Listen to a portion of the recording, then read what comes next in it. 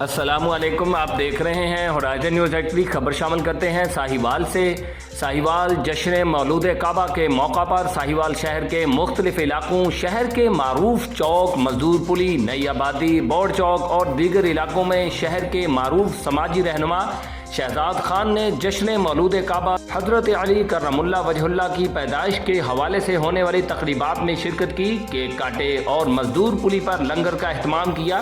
तकरीबात में शहजाद खान के अलावा औसाफ शेख, रऊफ शहजाद जट, शेख नदीम, शेख नवीद, मंसूर पुन्नू, राना आबाद अली, मजर खान अली, इब्रार, उस्मान शेख धन्ना, मुस्तफ़ा, रिजवान गोशी, खादिम और दीगर दोस्तों ने तकरीबात में शिरकत की और मजदूर पुली पर केक काटने और लंगर की तकसीम का एहतमाम और इंतजाम किया। Report Rauf Shahzad Jat, divisional bureau chief Sahiwal, horizon news actually, Pakistan.